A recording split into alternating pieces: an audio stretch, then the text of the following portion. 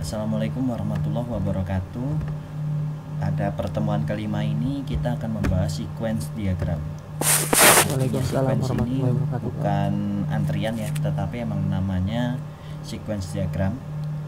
Oke, untuk gambaran awalnya adalah sequence diagram itu untuk mengilustrasikan suatu objek yang berpartisipasi dalam suatu use case. Jadi suatu use case itu bisa diilustrasikan dalam bentuk objek-objek yang digunakan. Selanjutnya, sequence diagram sendiri itu menunjukkan pesan yang lewat di antara objek untuk use case tertentu dari waktu ke waktu. Artinya, diagram tersebut menggambarkan pesan apa saja sih yang lewat di antara use case yang ada. Jadi digambarkan dalam bentuk objek seperti itu. Jadi dari objek satu ke objek yang lain digambarkan seperti itu. Nah, selanjutnya saya akan menjelaskan elemen-elemen sequence diagram. Pertama ada aktor. Untuk bentuknya seperti ini ya. Nah, yaitu orang atau sistem yang memperoleh manfaat dari dan berada di luar sistem. Yang kedua, berpartisipasi dalam suatu urutan dengan mengirim dan atau ya, bisa melakukan sesuatu dua hal atau memilih salah satu dari dua hal seperti itu untuk menerima pesan. Dan yang ketiga, ditempatkan di bagian atas diagram. Jadi diagram itu nanti kita show juga untuk contohnya seperti apa sih penempatan aktor dan elemen-elemen yang lainnya. Selanjutnya, elemen-elemen sequence diagram. Ada yang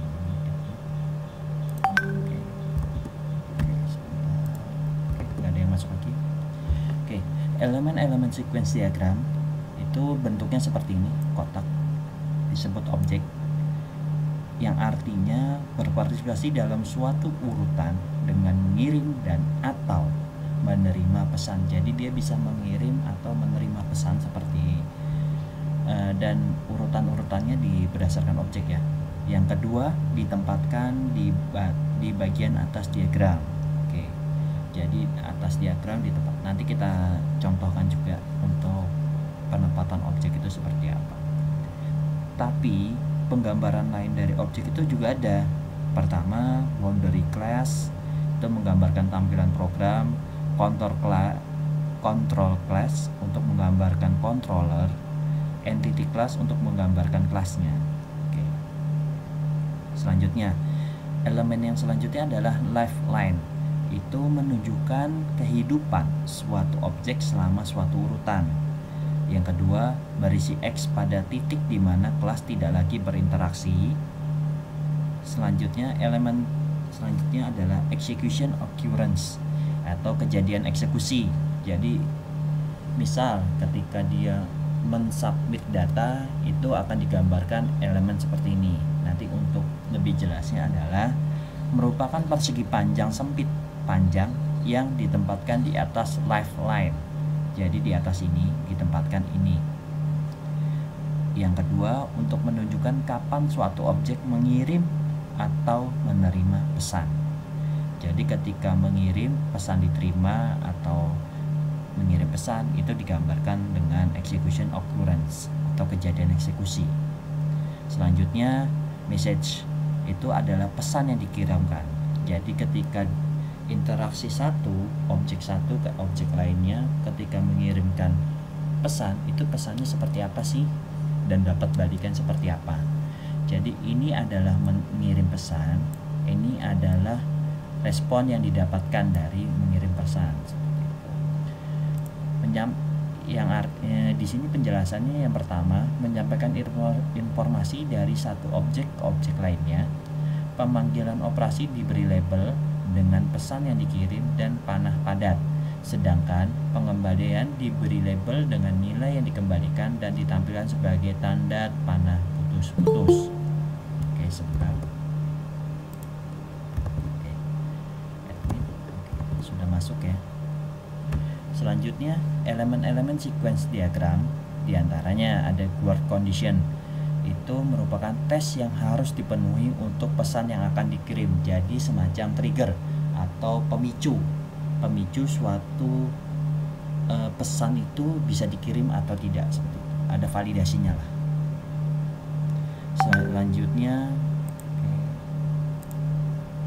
Selanjutnya ada object destruction.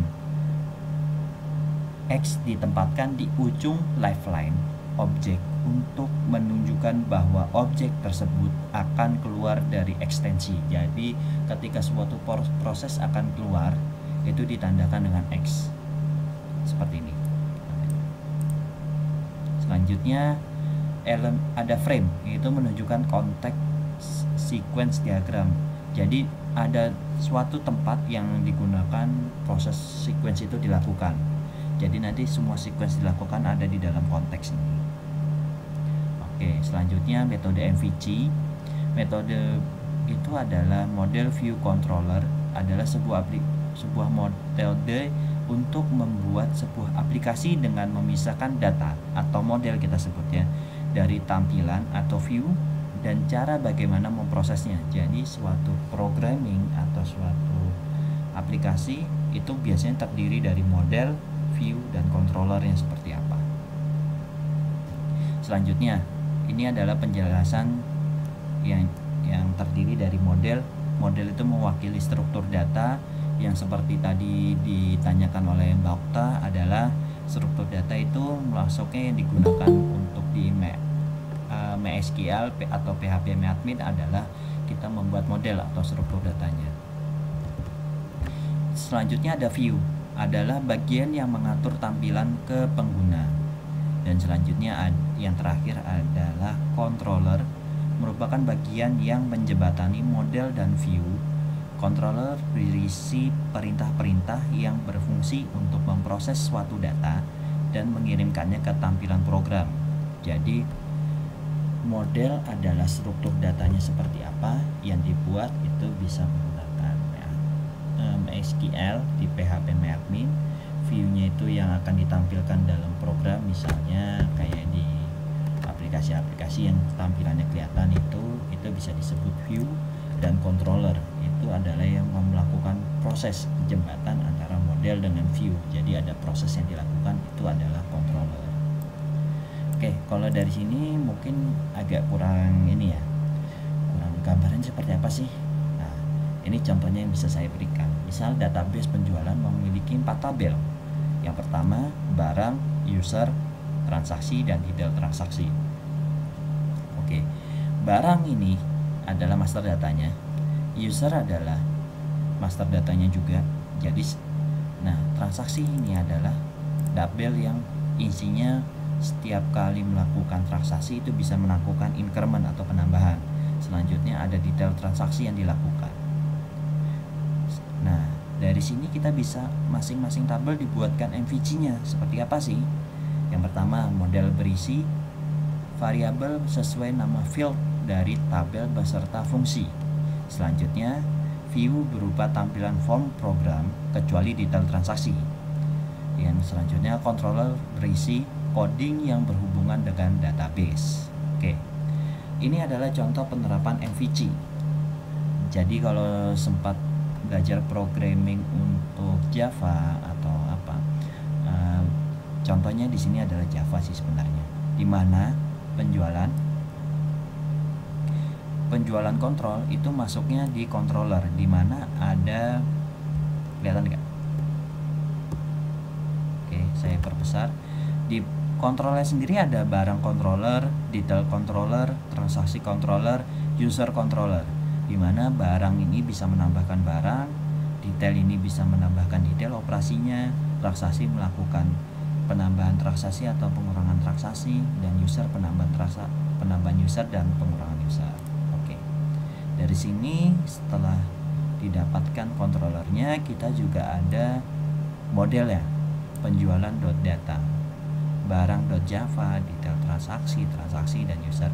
Ini biasanya berisi query-query yang akan diisikan kepada database seperti itu. Modelnya seperti apa? Dari sini kita juga mengisikan view-nya seperti apa sih? Dimana view-nya sendiri ada beberapa macam, ada form barang, form laporan, form login, form transaksi, form user, form utama. Biasanya homepage biasanya kalau form utama.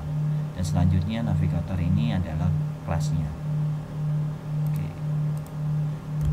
Selanjutnya contoh. Ini adalah model dari tabel transaksi, di mana di sini akan di-define sendiri dari public transaksi dengan ini nomor variabelnya, nomor transaksi, date, tanggal, atau double total, di mana ada variabel no trans, variabel tanggal, variabel total. Contoh penerapan MVC-nya dari view dari tabel transaksi adalah seperti ini. Saya kecilkan. Ini adalah bentuk view-nya, di mana ada nomor transaksi, ada tanggal, data. Ini ditampilkan semua data-data yang berhubungan dengan transaksi seperti itu. Selanjutnya ini adalah penerapan dari controller dari tabel transaksi. Seperti apa sih controllernya? Seperti ini, dimana dia melakukan proses mulai, terus di get transaction, kan transaksinya adalah ini adalah contoh-contohnya. Untuk mencari, ini adalah kelas untuk mencari transaksi, ini adalah menyimpan transaksi, dan selanjutnya adalah ini string nomor untuk melakukan increment dari suatu transaksi yang dilakukan. Ini adalah contoh aja sebenarnya. Oke, nah kita masuk ke sequence diagram, di mana saya akan menjelaskan mendetail. Ini yang disebutkan dengan frame, yang kotak besar ini. Jadi setiap sequence diagram itu diperlukan sebuah frame untuk mencakup suatu proses yang digunakan, dimana di sini ada aktornya. Nah, ini aktor. Di sini ada objek yang dilakukan. Oke. Di sini ada, kalau tidak salah tadi namanya di atas, saya tidak hafal, bisa dilihat di sini. Nah, ini execution occurrence atau kejadian eksekusi di gambar ini. Oke, saya coba ini dulu. Nah, di sini ada dia kejadian eksekusinya apa sih? Dia buka form. Dari buka form selanjutnya ada dari aplikasi akan menunjukkan form yang digunakan seperti itu. Nah, dari sini si user juga bisa melakukan input kode barang. Ini adalah untuk yang proses menginput barang, menginput quantity dan hitung subtotal, simpan detail, dan sampai save detail seperti itu. Selanjutnya simpan transaksi, dan save transaksi sampai terakhir sini. Nah, penjelasan diagramnya, user berinteraksi dengan tampilan layar. Pada contoh di atas, user bertransaksi dengan form transaksi. Hal yang pertama dilakukan adalah membuka form transaksi, lalu input kode barang, proses pencarian kode barang melalui controller barang menuju ke entitas barang yang di sini. Oke. Selanjutnya barang menuju ke entitas barang, kemudian nama dan harga barang ditampilkan pada form.